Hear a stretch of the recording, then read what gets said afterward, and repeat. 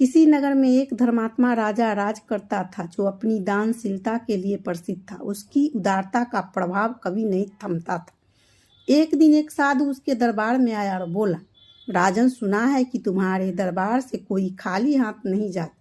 क्या तुम मुझे वह दे सकोगे जो मैं मांगूंगा? राजा ने विनम्रता से उत्तर दिया, कहिए साधु महाराज, आपको क्या चाहिए? साधु बोला, या तो 12 वर्ष के लिए अपना राजपाट दे दो या अपना धर्म। राजा असमंजस में पड़ गया, पर विचार करने के बाद बोला, मैं अपना धर्म नहीं छोड़ सकता, इसलिए राजपाट आपको सौंप देता हूँ।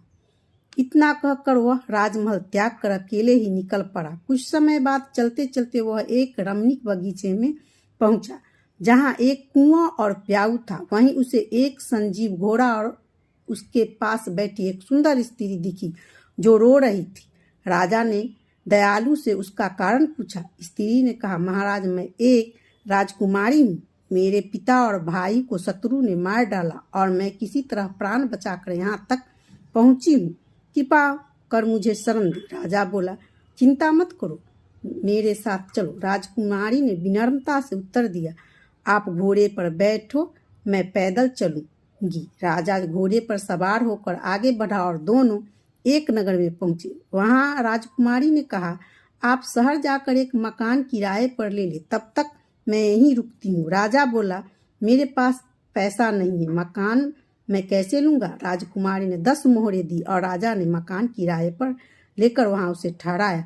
कुछ समय बाद उसने राजा से कहा, आपको रोज की परेशानी से बचने के लिए एक नौकर रख लेना चाहिए। राजा ने उत्तर दिया, मेरे पास धन नहीं है।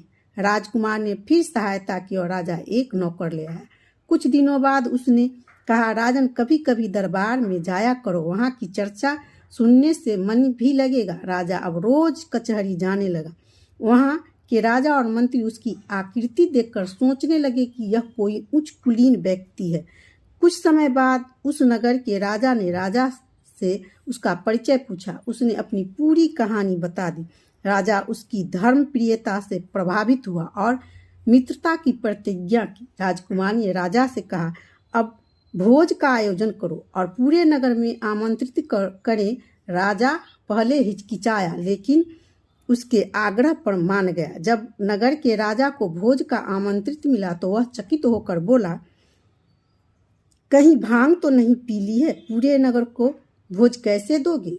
उसने सैनिक को तैयारी का हाल जानने भेजा, लेकिन वहां कुछ नहीं था। राजा ने सोचा कि यह असंभव है। इधर राजा चिंता में था। जो राजा